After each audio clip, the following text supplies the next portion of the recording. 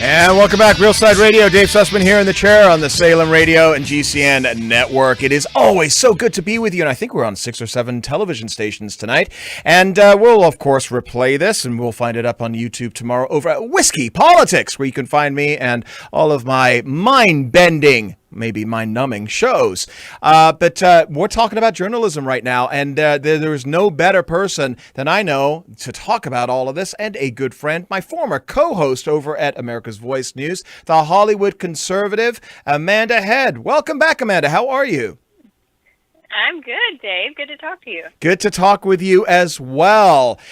So I was just ranting for about 15 minutes or so, talking about the Barry Weiss resignation letter over the New York Times. And she was essentially stating, and again, she is no conservative. Okay, she's a left of center, kind of middle of the road, moderate on some issues, and she was essentially attacked because of the Tom Cotton's editorial that came out. You remember, from the senator from Arkansas, and she is suggesting that the New York Times is run by people on Twitter.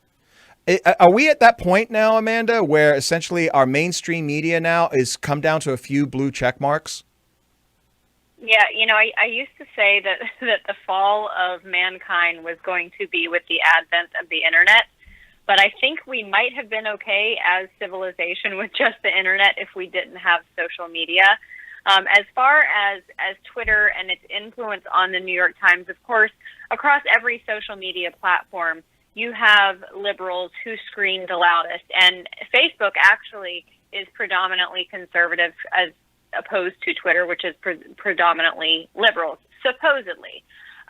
But what you have is an instance of empty barrels making the most noise, and that also ties in with cancel culture, people on the left, these fringe elements of the left who truly are empty barrels, but they are making the most noise. And what is unfortunate is we are seeing in our generation, and Dave, it's something surreal for you and I to witness because we are actually in journalism and news media. What's incredible to see is that journalism used to be driven by the news. It used to be driven by what was happening in the United States of America. It used to be driven by what was happening on the ground, which was actually happening in cities and in states and obviously in our nation's capital. And what we are seeing now is a paradigm shift where you have journalism attempting to influence the people. So you've actually reversed the course, and you have, what used to be downstream is now upstream. And so journalists, people at the New York Times, and I use that term journalism loosely, especially as it pertains to publications like the New York Times, but what you are seeing is, they seem to be speaking out of one side of their mouth while they are, they know what the truth to be across America, and yet they are consistently either outright lying by, there are 3 ways to lie. I was reading a book in psychology, lying by distortion, lying by omission, or lying by exaggeration. And they utilize one of those 3 ways of lying because they are actively trying to sway public opinion. They did it in 2016 with Hillary Clinton, and they're doing it now in 2020 with Donald Trump. They are trying to make what isn't true, true. I think your point is absolutely proven here by the resignation letter from Barry Weiss. I want to just read a couple of sentences here because it validates everything that you just said. She said, "Stories are chosen and told in a way that satisfy the narrowest of audiences rather than to allow a curious public to read about the world and draw their own conclusions. I was always taught that journalists were charged with writing the first rough draft of history. Now, history itself is one more ephemeral thing molded to fit the needs of a predetermined narrative." We see that, don't we, Amanda? I mean, Black Lives Matter and everything else that have just been, saddled on all of us the past few weeks. And if you dare speak out against it in some way to say, hold on a minute, as Barry Weiss did, you're called a Nazi or a bigot or a xenophobe. Yeah, and it's not just a predetermined narrative. It is a predetermined or pre-desired outcome. They are no longer writing and reporting to reflect what's happening right now. They are writing to reflect what they are hoping to happen. And it's incredibly destructive. And to what Barry Weiss was talking about in her article, and I saw someone this morning, a woman who is a former executive editor at New York Times, defending the New York Times against Barry Weiss's allegations, and she said, "Oh, well, she's just a junior opinion columnist," like, basically denigrating Barry Weiss, and that's fine, but then you have to take into account the way that the left treats people on their own side, and Barry Weiss was neither left nor right. She was pretty much down the center, which was her fault, because centrism is not allowed at the New York Times. You have to be all the way to the left, and if someone comes out and starts making allegations like this, just like we've seen with every liberal or Democrat or Hollywood person who has been accused of a sexual crime, then they will rip your reputation to pieces. And that's what you're starting to see. You're seeing these people in journalism, and people in journalism, back in the 70s and 80s, the heydays of journalism, people stuck together in the media. And we are in a new age where, Dave, you and I are constantly critical of the left-wing media in this country, and it's because they deserve it. Yeah.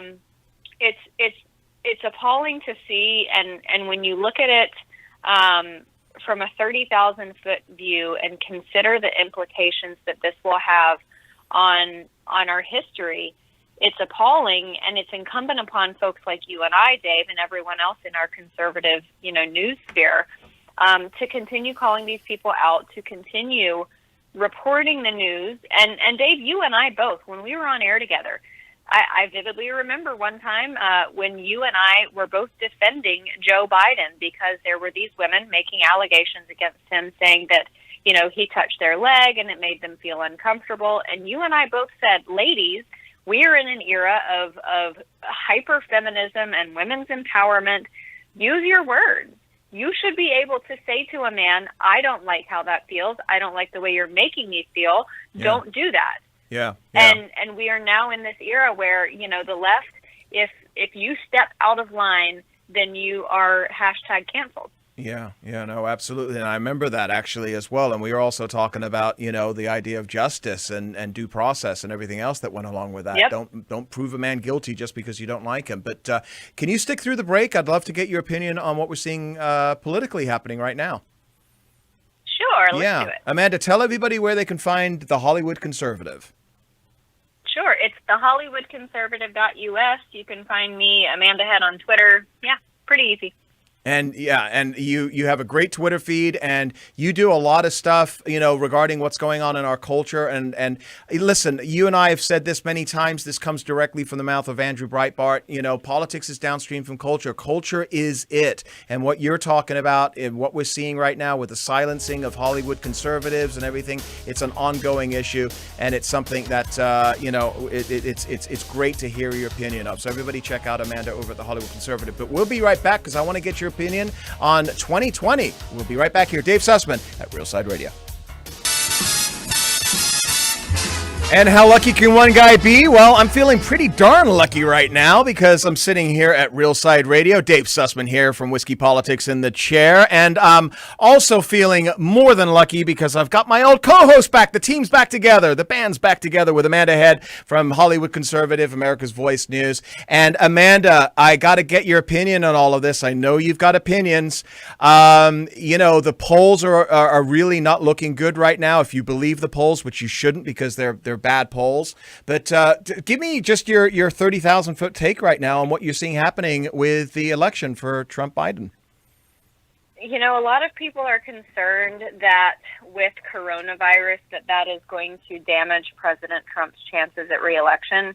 I'm not completely sure I buy into that narrative because looking at the polls, thinking back this time 4 years ago, when we were just about to begin debate season and we were fully in the throes of polling, the numbers look very similar, if not even more weighted in Hillary Clinton's favor. I still don't put much stock in polls. Rasmussen is one of the polls that I think reflects a little bit more closely public sentiment. And I think that Rasmussen and Pew Research are two of the more reputable polls because obviously when you see these polls from CBS and ABC and CNN poll, it's just laughable and it's unbelievable that they still pay companies to do that. I don't think that the outcome is going to change in November because of coronavirus, because I think that you have, there are a couple different double-edged swords with coronavirus. One of them is, yes, coronavirus has sorely damaged our economy. However, we are seeing those numbers start to tick up again.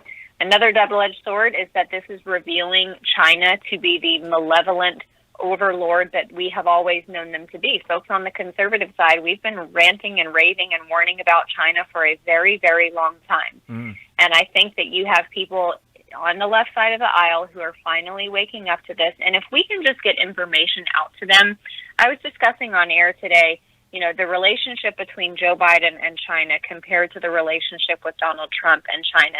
And there really isn't much of a comparison, because and Hunter you know, Biden. around the time, and Hunter Biden, and around the time that Donald Trump was imposing a travel ban from China was about the same time that Joe Biden literally verbatim called China transparent.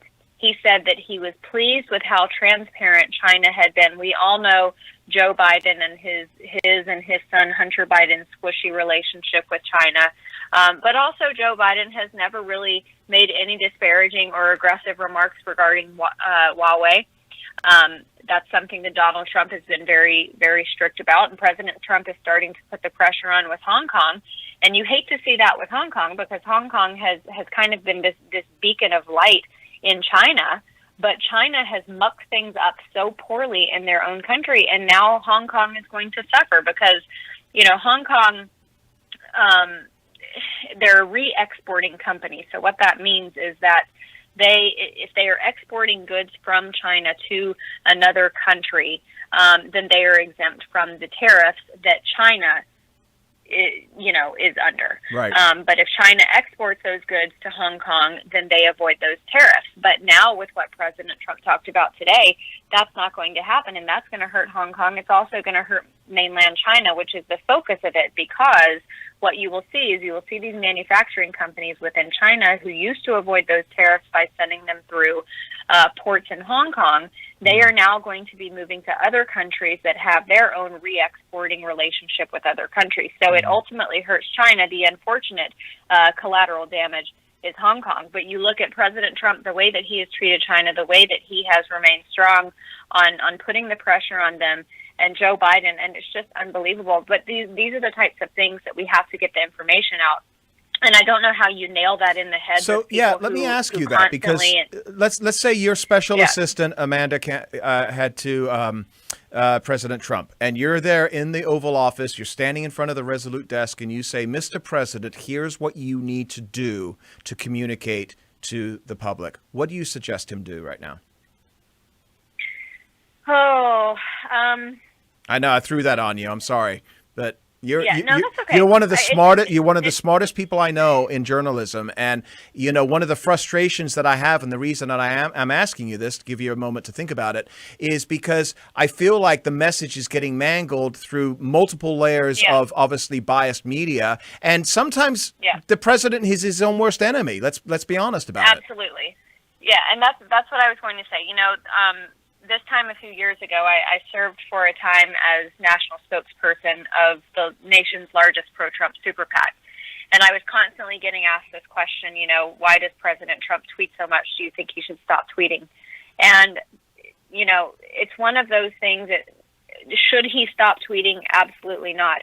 Is there a better way to say things? Absolutely. And if I had the president's ear, practically every sentence that comes out of his mouth, the first thing I would say is remove the I's from your language. Remove it from your lexicon. Even when you're saying something that you did, even if it's an executive order that Donald Trump fought for, that Donald Trump pushed around his advisors, finally got them to agree to it, even if it's something that Donald Trump was solely responsible for, you need to take I out of your vocabulary and replace it with my administration or the United States of America. So that's the number one thing that I would tell him. But there are so many times when I'm listening to him, and he makes excellent points, but he's just brash about it. And unfortunately, for people who aren't used to dealing with New Yorkers, aren't used to dealing with people who speak in terms of, in these types of terms, it's very hard for people to stomach that. And I understand that, and I empathize with that. However, we live in a day and age in America where people, the president is not your shrink. If you need someone to say things in a way that makes you feel better, go hire a shrink, go to therapy. But you don't need that from the President of the United States. So I not only would tell Donald Trump that, but I would also say to the American people, we have grown so very soft. And if you can't look past a few harsh words or a few words worded harshly to get to the meat of an argument or to pick the flesh off of the bone of an issue, then maybe that's your problem too. I think it is a problem, and it's frustrating me more than anything because, and I was saying this in the first hour, I know a lot of people that really, they have just a palatable, just this disdain for the man. And I even know conservatives that feel this way, but I like his politics. I like his policies. I like his economic policies. They're good for the country. It was proven up until COVID. Everything was swimmingly, but why do I just, and I think here's my concern. This is my worry that the left are effectively turning this into, this is a decision about Trump, the man. Not the policies, and we're not comparing it to Joe Biden. He can keep him in the bunker and try and find a way to not have him debate. This is about how much you despise the man. Does that worry you? Yeah, and the enemy of our country going forward with Donald Trump, the enemy of a good level of governance from a federal standpoint, the enemy of basically American society is political correctness. And what did George Carlin say? Political correctness is fascism pretending to be manners. President Trump obviously has a lack of manners, and it's true. I might, at some point, if I was standing there in his Oval Office, I might try to switch out his chapstick with glue stick. But we again have grown so squishy. Is that an Alabama term? No, that's an Amanda term. I love it. I haven't heard that. But, what we are essentially facing is a faction of America who, like you were just alluding to, they only absorb CNN, they only absorb MSNBC. And unless we as conservatives, unless we as the quote-unquote silent majority stop being silent, these people aren't going to learn anything. And I know this because I have seen it in practical terms in my own life. Friends of mine who are liberals, and let me tell you, the best way to frame an argument, the best way to throw facts at a liberal 30 seconds. is to say to them, well, what do you think about the fact that black unemployment is the lowest it's ever been in history? And what do you think about the fact that President Trump imposed these sanctions and expelled diplomats from Russia? How does that buy into X, Y, and Z that you believe? How do you feel about this? And it's a very subliminal and polite way of dropping knowledge on them without attacking them. And a lot of times you might make a lot more headway than if you were just pounding them with facts, sending them Twitter tweets, and sending them videos on YouTube. Brilliant, as always. Amanda, tell everybody where to find you real quick. Thank you, Dave. TheHollywoodConservative.us. That's me online, and then on Twitter at Amanda Head, Instagram, The Hollywood Conservative, basically just The Hollywood Conservative anywhere. My good friend, Amanda, you are just a light in a sea of darkness. Thank you so much for everything that you do and continue doing. And we'll have you on again down the road. And, once this whole thing is over, I'd love to get together with you and, reconnect again because it's just been way too long. All right, my friend. Thanks for joining us tonight. And, folks, I'll be back after the break here. I'm going to be talking a little bit about UTLA. Don't go away. Dave Sussman here at Real Side Radio.